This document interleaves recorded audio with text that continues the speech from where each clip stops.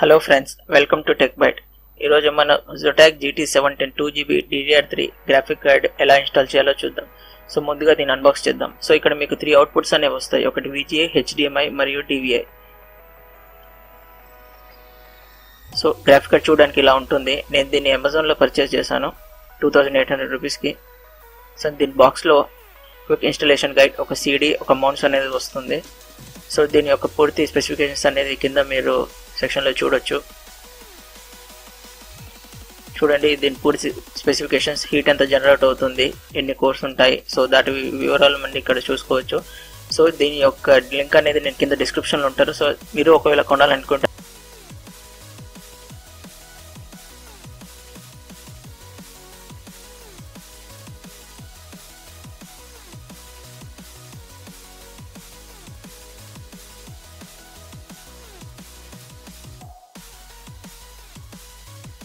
So మనం open చేయగానే మనకు ముందుగా ఒక CD వస్తుంది.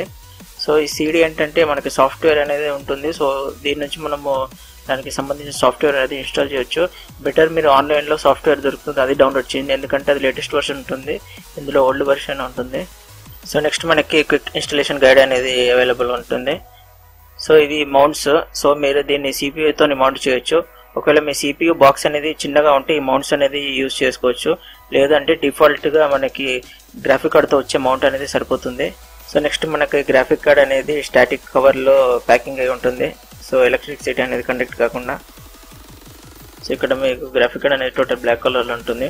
సో ఇక్కడ మీకు కనిపించేది heat sink. So heat generate అయినప్పుడల్లా ఈ సింక్స్ ద్వారా హీట్ అనేది రెడ్యూస్ అయిపోతుంది. సో గ్రాఫిక్ కార్డ్ కూల్ అనేది అయిపోతుంది. సో ఇక్కడ కెపాసిటర్స్,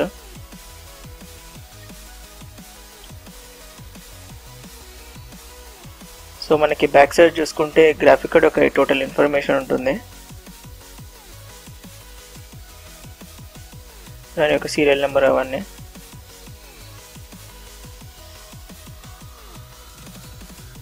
నెక్స్ట్ మనకి ఇక్కడ ఇందాక చెప్పుకున్నట్టు 3 అవుట్పుట్స్ వస్తాయి. ఒకటేమో VGA అవుట్పుట్ నార్మల్ డెస్క్టాప్కి, ఒకటేమో HDMI అవుట్పుట్ టీవీ లేదా వేరే ఆడియో డివైసెస్కి, ఇంకోటి DVI అవుట్పుట్.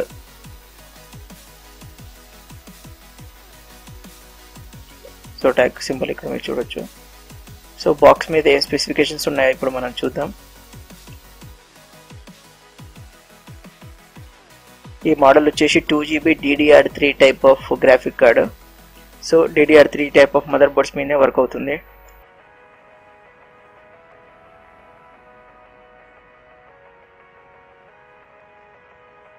బ్యాక్ చూస్తే అయితే ఎలాంటి గేమ్స్ అనేది కాంపాక్టబుల్ అవుతుందో ఇక్కడ చూపిస్తుంది. ఇక్కడ స్పెసిఫికేషన్స్ అనేది చూపిస్తాయి. మీకు ఇక్కడ కెమెరాలో క్లారిటీగా కనిపించకపోవచ్చు, కానీ నేను చెప్పిన లింక్ ద్వారా అక్కడికి వెళ్ళి అమెజాన్లో అక్కడ చూస్తే టోటల్ స్పెసిఫికేషన్స్ అనేవి ఉంటాయి. అక్కడ Zotac వాళ్ళ అఫీషియల్ వెబ్సైట్ యొక్క లింక్ కూడా నేను కింద ఇస్తాను. సో అక్కడ వెళ్ళి కూడా మీరు చూసుకోవచ్చు.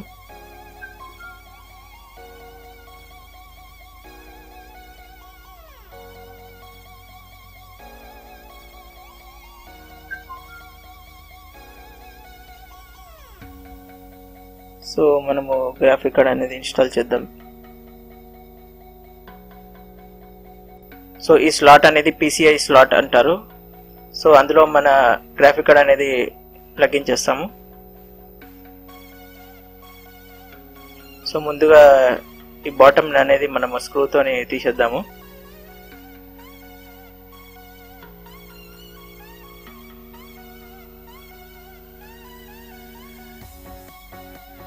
సో ఈ క్యాప్ అనేది తీసేశాక మనం మన గ్రాఫిక్ కార్డ్ని ఇన్స్టాల్ చేద్దాం.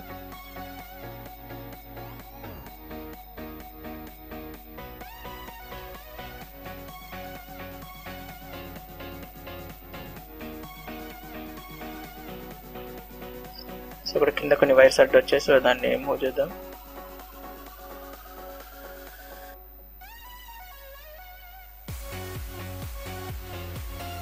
మన గ్రాఫిక్ కార్డ్ అనేది ఇన్సర్ట్ చేసాం. సో అక్కడ స్క్రూ అనేది టైట్ చేసేయండి.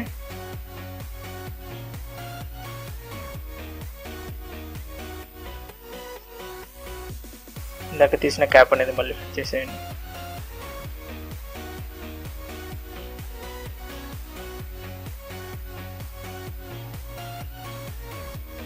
సో లిడ్ అనేది క్లోజ్ చేసేయండి. సో ఇందాక మనము విజిఏ పోర్ట్కి కనెక్ట్ చేసాము. సో ఇప్పుడు ఆ విజిఏ పోర్ట్ అనేది అవసరం లేదు, mother board VGA port. So ఇప్పుడు మన గ్రాఫిక్ కార్డ్కి అవుట్పుట్స్ వచ్చాయి కదా, అందులో ఒక విజిఏ పోర్ట్ ఉంటుంది, దానికి మీ కేబుల్ అనేది అటాచ్ చేయండి.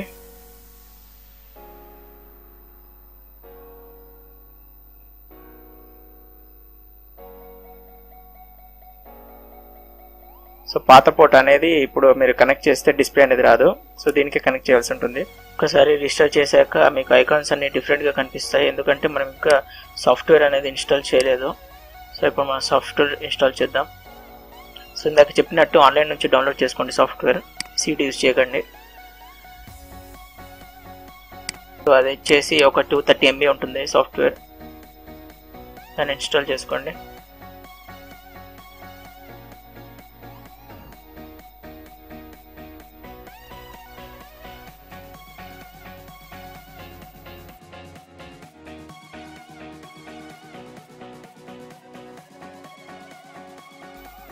సో అగ్రీ అండ్ కంటిన్యూ మీద క్లిక్ చేయండి.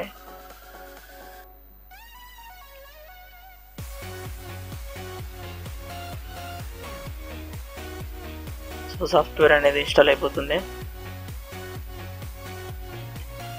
సో ఒక్కసారి అన్ని సాఫ్ట్వేర్ ఇన్స్టాల్ అయిన తర్వాత రీస్టార్ట్ అని అడుగుతుంది, సో రీస్టార్ట్ చేసేయండి.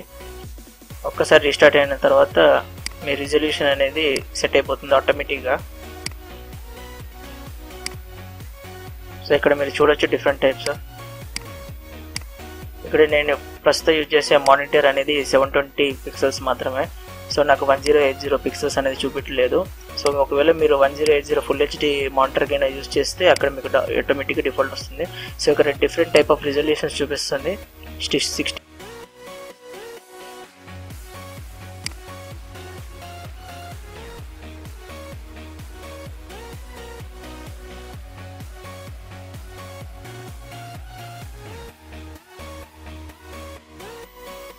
సో ఓకే చేసేయండి.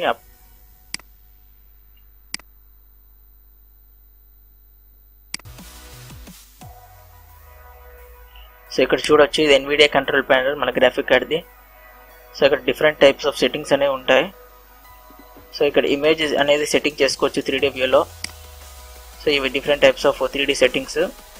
సో ఇది వచ్చి కన్ఫిగరేషన్, ఆటో సెలెక్ట్ మీద పెట్టుకోవడం best.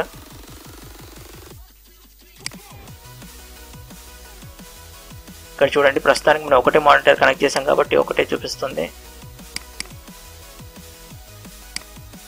So different types of resolutions. మన పీసీ మ్యాక్సిమం రిజల్యూషన్ వచ్చేసి ఇది. సో ఇక్కడ కలర్ సెట్టింగ్స్, తర్వాత రొటేట్ డిస్ప్లే, రొటేట్ చేయాలంటే రొటేట్ చేయొచ్చు. తర్వాత డిజిటల్ ఆడియో, మన HDMI నుంచి టీవీ కనెక్ట్ చేస్తే డైరెక్ట్ ఆడియో అనేది ట్రాన్స్ఫర్ అయిపోతుంది, మళ్ళీ ఎటువంటి కేబుల్ అవసరం లేదు, ఓన్లీ మీ HDMI కేబుల్ కొనుక్కుంటే చాలు. ఇక్కడ చూడండి, ప్రస్తుతానికి ఈటీవీ కనెక్ట్ చేయలేదు కాబట్టి నో ఆడియో కేబుల్ అని చూపిస్తుంది. So adjust size and position. So different types of icons, లేదా ఫుల్ స్క్రీన్ లేకుంటే కొంచెం క్రాప్ చేయాలని అడుగుతుంది. సో మల్టిపుల్ డిస్ప్లేస్, మీకు ఒకటి కన్నా ఎక్కువ మల్టిపుల్ డిస్ప్లేస్ కావాలంటే ఇక. So view rating for games. So ఇది మీ కంప్యూటర్ని బేస్ చేసుకుని అది ఒక రేటింగ్ ఇస్తుంది, ఏ గేమ్స్ అయితే మీరు ఆడగలుగుతారో. సో ఇక్కడ కలర్ సెట్టింగ్స్ ఉంటాయి, video colour settings and image colour settings.